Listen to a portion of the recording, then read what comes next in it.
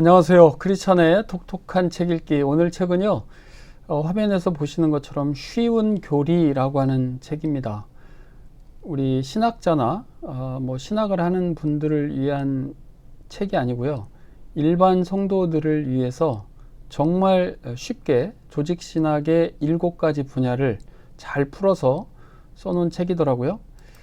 조직신학은 이렇게 7개 분야인데 이렇게 좀 여기저기 흩어져 있죠.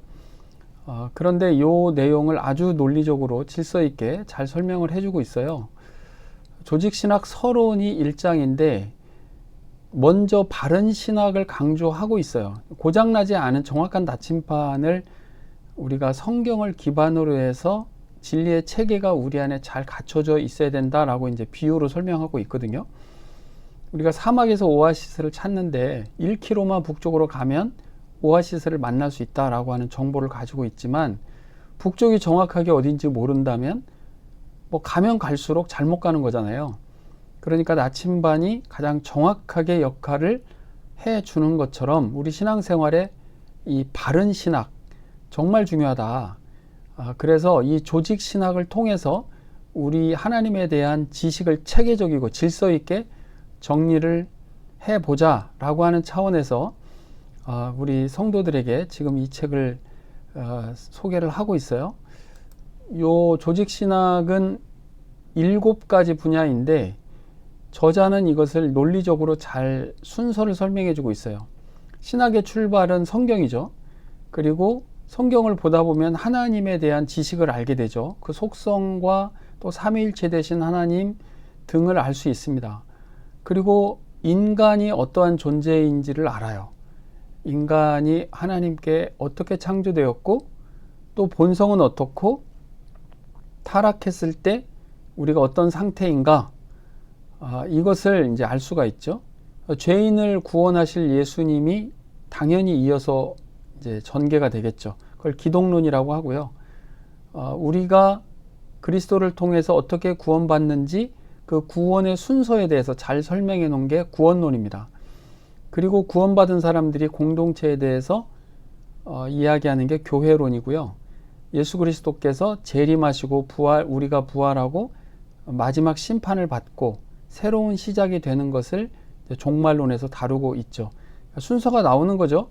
성경부터 시작해서 신론, 인간론, 기독론, 구원론, 교회론, 종말론 이렇게 이어집니다. 이게 이성으로만 다 해석이 되지 않고요. 신적인 영역에 대해서는 우리가 믿음으로 받아들여야 된다. 이렇게 저자는 얘기를 하고 있습니다. 성경론인데요. 이건 하나님의 완전한 말씀이죠. 살아계신 하나님의 말씀이고 이게 계시인데 이게 사실 배타적이에요. 왜냐하면 유일하신 진리는 예수 그리스도이시기 때문에 그렇습니다. 또 성경의 유효성에 대해서도 사실은 좀 공격을 받고 있죠. 오래된 내용이다. 그래서 현대 AI라든지 온라인이라든지 이런 거에 대해서 답을 줄 수 있느냐 이렇게 얘기를 하지만 인류가 생긴 이래 지금까지 어떠한 이슈에서도 하나님 앞에서 하나님을 기쁘시게 하는 그런 선택과 결정을 선하게 할 수 있는 궁극적인 원리와 교훈을 성경이 담고 있다라고 얘기를 하는 것이죠. 또 그렇게 믿고요. 또 성경의 무호성에 대해서도 많은 공격이 있었습니다. 인간 저자가 기록하면서 오류가 어떻게 없을 수 있겠느냐. 또 신구약이 66권이잖아요. 이것이 하나로 되는 것을 정경화된다고 하거든요. 그 정경화되는 과정이나 이런 것들이 그렇게 신뢰할 수 없다. 또 성경에 기록된 모든 내용이 전부 다 하나님의 말씀이고 하나님이 계시로 주신 것이냐. 또 성경시대 다른 지역에 보니까 다른 지역 문화에서 나오는 문헌이라든지 이런 자료들을 보면 성경에 있는 내용하고도 좀 얼핏 비슷한 내용들도 있던데 좀 꼭 유일하고 그렇게 하나님께서 주셨다라고 하는 그런 말씀으로 주장할 수 있겠느냐. 또 성경에 원본이 없지 않느냐. 이게 전달되는 과정에서 분명히 오류가 있지 않겠느냐. 이런 정도로 공격을 합니다. 그러나 성경은 완전하고 순수한 말씀이라고 스스로 증명해요. 그걸 자증이라 그래요. 그러니까 성경에 나오는 내용들이 예를 들면 구약과 신약 성경이라고 한다면 서로를 증명해주고 서로를 이해할 수 있도록 우리에게 알려주는 것이죠.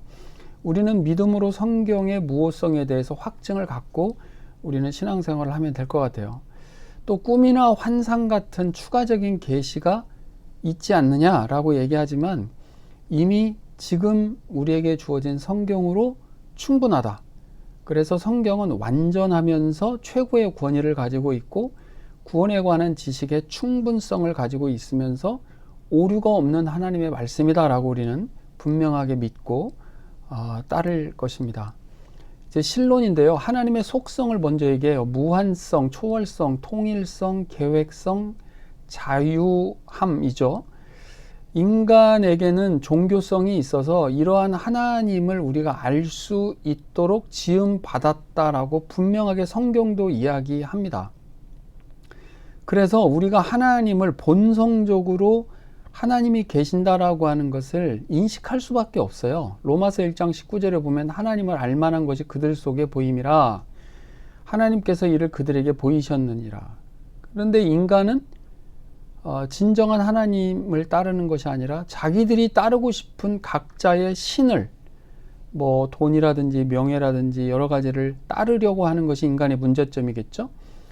또 하나님의 속성 중에서 무한성이 있어요. 모든 영역에 해당되는 것이고 이 측량하기 어려운 그러한 무한성이죠. 또 하나님의 초월성도 있죠. 초월하신 분이라는 거 우리는 뭐 알죠. 내재성이라고 하는 것은 하나님께서 멀리 계시지만 않고 우리와 가까이 계신다라고 하는 것입니다. 사도행전 17장 27, 28절에 있는 말씀을 가지고도 우리가 알 수가 있어요. 이게 초월자이면서도 내재하시는 분이시라고 하는 것이 누구를 통해서 가능해졌냐면 예수 그리스도 성자 하나님을 통해서 가능해졌다라고 하는 것을 저자는 얘기를 하고 있습니다. 삼위일체 하나님에 대해서도 계속 설명을 하는데요. 성부, 성자, 성령 이 세 위격이죠. 본질은 동일하나 위격, 각 위격의 역할이 좀 다르다. 성부 하나님 계획하시고 작정하시고요. 성자 하나님께서 실행하시고 그것을 우리에게 적용시켜 주시는 분은 성령 하나님이시다.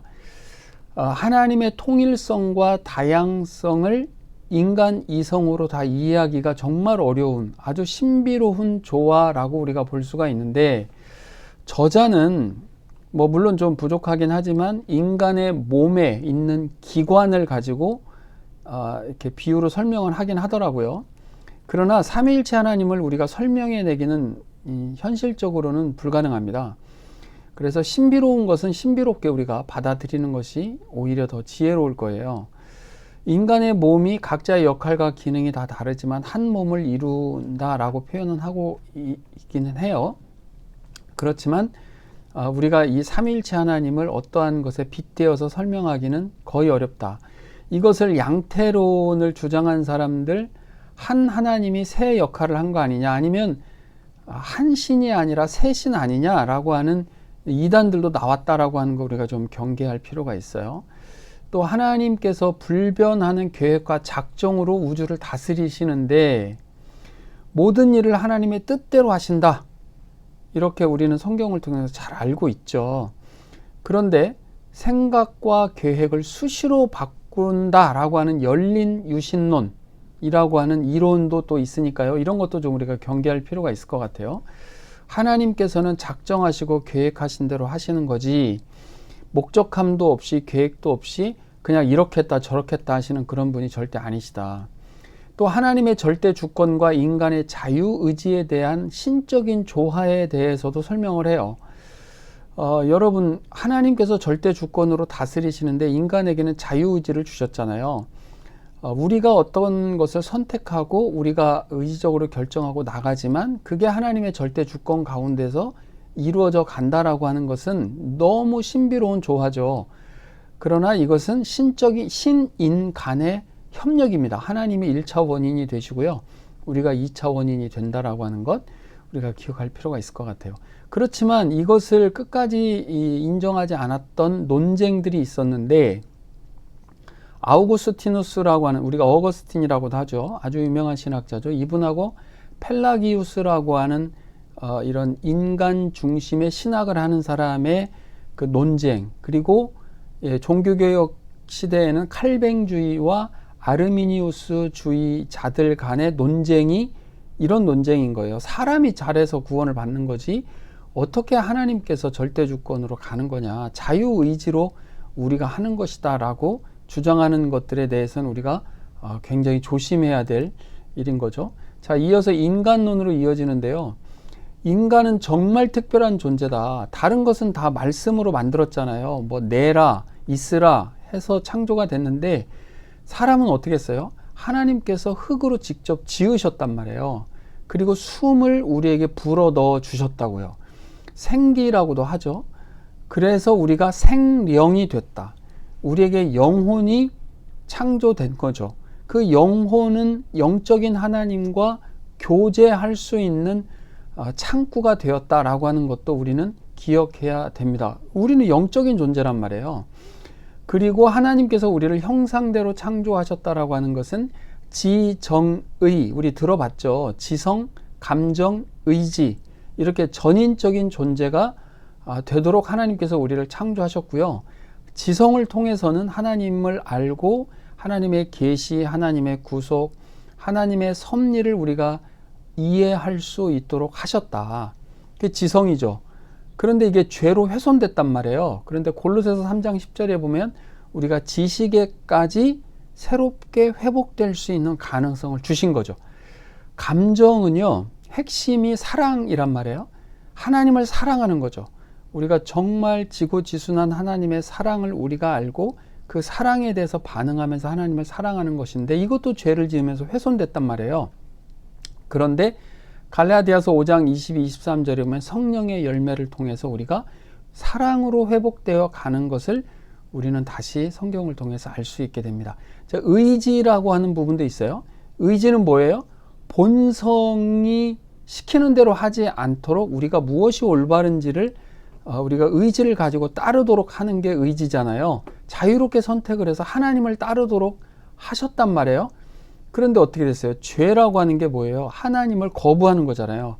그래서 사실은 믿지 않는 것 그 자체가 죄가 되는 것입니다.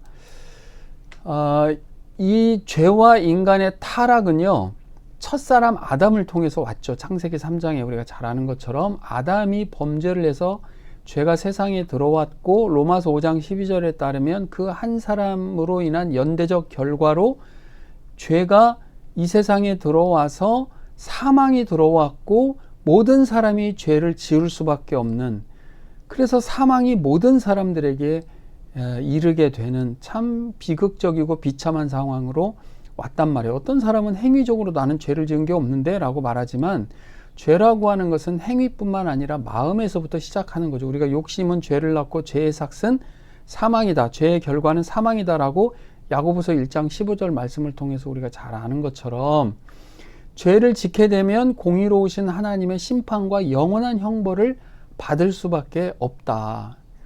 이 로마서 2장 12절에 보면요, 율법이 없는 사람, 율법 없이, 이건 양심의 법이 있는 거죠. 또 율법이 있는 사람, 율법에 따라서 또 심판을 받는 거죠. 우리는 본성적으로, 율법적으로, 또 우리 마음에서부터 행위적으로 죄를 지은 자는 형벌을 면할 수가 없어요. 그래서 우리 비참한 죄인을 구원할 만한 누군가가 필요하겠죠. 누구겠습니까? 바로 예수 그리스도시죠. 그것이 이제 기독론에서 우리에게 전해집니다. 우리의 진정한 소망은 예수 그리스도시란 말이에요. 그래서 예수님의 인격과 사역에 대해서 설명을 해주고 있는데, 복음을 우리에게 주셨죠. 복음이 뭡니까? 하나님의 심판, 그 형벌에서 피할 수 없는 진짜 기쁜 소식, 피할 수 있는 기쁜 소식이죠. 우리가 다 죽을 수밖에 없었는데 우리가 살 수 있는 새로운 길이 생긴 거예요. 디모데후서 3장 1절에 보면 말세에 고통하는 때가 이른다고 하는데 그 죽음과 고통의 인류에게 예수 그리스도께서 생명의 빛으로 오신 거죠. 예수님께서 이 땅에 몸을 입고 오셨어요. 그걸 성육신이라고 하죠. 성자 하나님께서 우리와 함께 하시는 방식인데요. 이 죄악이 가득한 이 세상에 인간의 몸을 입고 오셨어요. 하나님의 본체이신 분이 종의 형체로 오셨단 말이에요. 대단한 거죠. 하늘과 땅은 질적으로 차이가 나기 때문에 이 땅에 오신 것은 스스로 이렇게 그 낮고 천한 곳으로 처해지셔서 비하라는 표현을 사용합니다. 그리고 또 하나 굉장히 중요한 게 뭐냐면 그리스도의 신성과 인성이 있는, 이걸 양성이라고 하는데 신성과 인성을 다 갖고 계신단 말이에요. 아주 신적이고 신비로운 조화죠. 참 하나님이시면서 참 인간이신 예수님의 존재입니다. 이 또한 이성적으로 이해하기가 불가한 사항인데 하나님의 무한성과 인간의 유한성을 같이 갖고 계신다. 주님께서 공존하도록 하셨다. 그래서 이것은 서로 인성과 신성이 분리되거나 또 혼합되지도 않는 성자 하나님이라고 하는 위격으로만 각각이 연합이 되는, 이게 조금 이해하기 어려울 수 있는데 네스토리우스라고 하는 이 주의자들은 신성과 인성이 완전히 분리된 상태로 보았기 때문에 이단이 됐고요. 유트케스 주의자들은 신성과 인성이 막 혼합되고 섞인다, 이렇게 봤기 때문에 이 사람들도 결국은 이단으로 정죄를 받았거든요. 그런데 하나님의 하나님 되심과 인간의 인간됨이 성자 하나님과 연합되면서 각각으로 존재하셨다. 이것을 저자가 어떻게 표현을 하고 있냐면요. 참 하나님이심과 동시에 참 인간이셨던 예수 그리스도께서는 참 신성으로는 하나님 쪽에 한 발을 내디뎌 놓고, 이게 그 성자 하나님을 의미하는 겁니다. 성자 하나님 쪽에 한 발을 내디뎌 놓고 참 인성으로는 인간 쪽에 또 다른 발을 내디뎌 놓은 채로 하나님과 인간 사이를 압도적인 중보자의 역할로 이어주셨다라고, 이렇게 참 하나님과 참 인간의 이 두 가지의 그 고유함을 갖고 계셔야만 완전한 우리를 위한 중보자 역할을 하시기 때문에 그렇습니다. 이것을 양성의 위격적 연합이다라고 얘기를 합니다. 조금 어려운 부분이긴 하지만 우리에게 진정한 중보자가 되시기 위해서 참 하나님이신 신성과 참 인간이신 완전한 인간이신 인성을 각각 갖고 계신 분이다. 이 정도로 우리가 이해하면 괜찮을 것 같아요.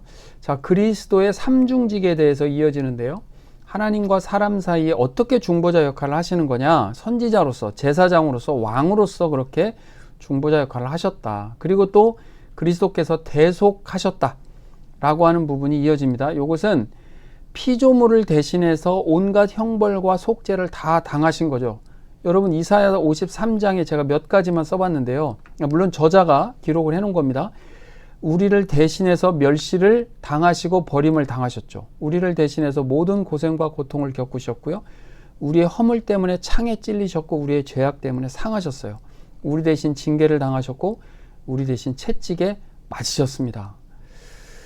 인간 이성으로 설명이 불가해요. 오직 하나님의 은혜로 또 우리를 자녀로 삼고 상속자로 삼아 주셨다, 이렇게 설명을 하십니다. 그리고 그리스도께서 이제 부활하셨죠. 우리가 그와 함께 영광을 받기 위하여 고난도 함께 받아야 할 것이니라 라고 로마서 8장 17절에 얘기했는데, 주님께서 영광을 받는다라고 하는 것이 뭐예요? 부활이잖아요. 그래서 주님의 부활로 우리도 거듭남의 은혜와 산 소망을 갖게 된 것이죠. 자, 그리고 이제 구원론으로 넘어갑니다. 주님께서 우리를 구원해 주셨죠. 그래서 이 구원에는 순서가 있다. 뭐 논리적인 순서예요. 이게 신비로워요. 이것도 동시에 이루어질 수도 있는 것이지만 이제 우리에게 이해를 돕고 설명해 주기 위해서 이제 구원의 서정을 얘기하는 거예요. 소명, 부르심부터 견인까지인데, 이제 구원의 본질부터 한번 볼까요? 인간의 노력이나 행동의 보상이 아니라 무조건적인 선물이다. 주 예수의 은혜로 구원받는 줄을 믿노라 라고 사도행전에 나오죠. 15장 11절에. 누구도 자랑할 수 없어요. 그리고 이게 취소되지도 않아요. 예, 자기가 한 게 아니기 때문에 자신이 없으면 그냥 취소가 되나? 이렇게 할 수 있잖아요. 이건 하나님께서 처음부터 끝까지 다 이루신 것이 구원입니다.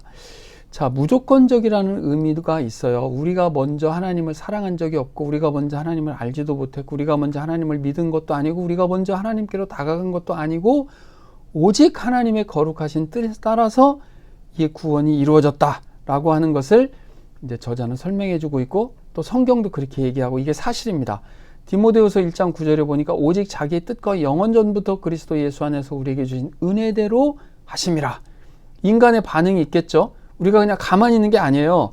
우리도 마찬가지죠. 우리도 하나님께 나아가고 하나님께 감사해야 하는 그 마땅함이 우리에게 있다라고 하는 것을 이제 우리의 반응을 통해서 우리는 알 수 있습니다.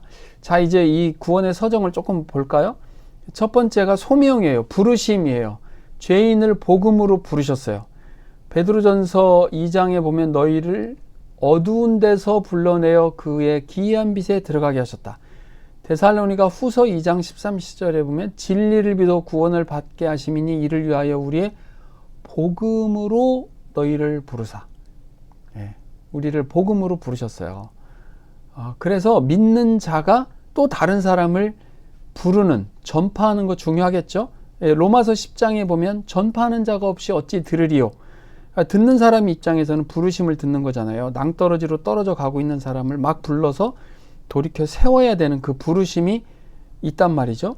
자, 그 다음에는 중생이 있어요. 새로운 생명을 얻는 것을 중생이라고요. 거듭난다고 하는 거예요. 이건 영적인 거예요.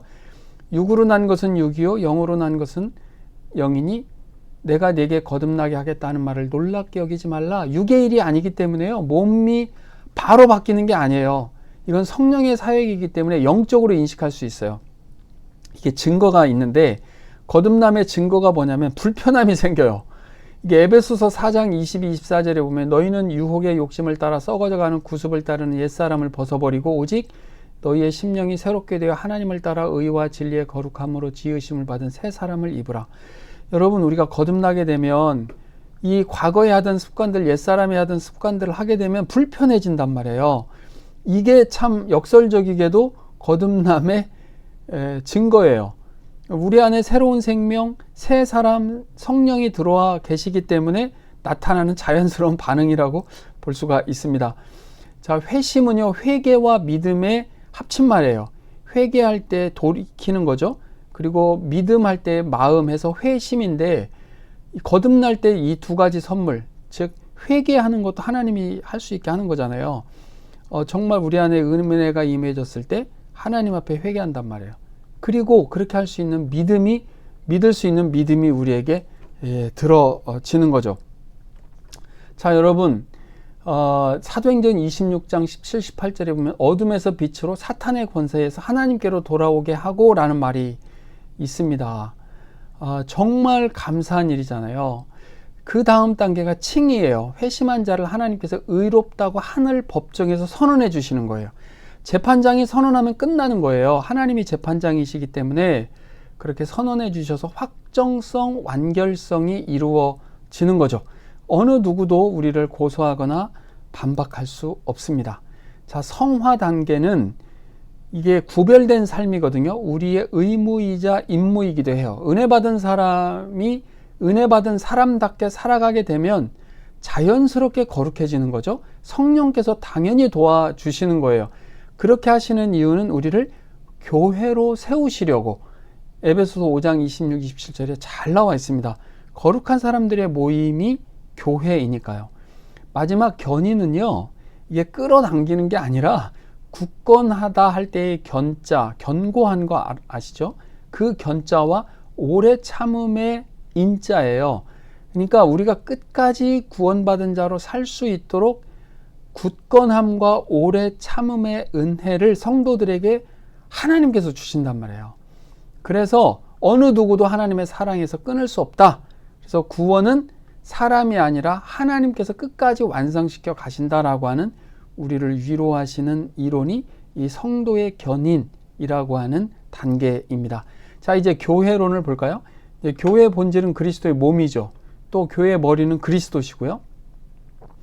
골로새서 1장 18절에 보니까 그는 몸인 교회의 머리시라. 우리는 그리스도의 몸을 이루는 지체죠. 주님 중심으로 연합하는 것이 교회의 본질입니다.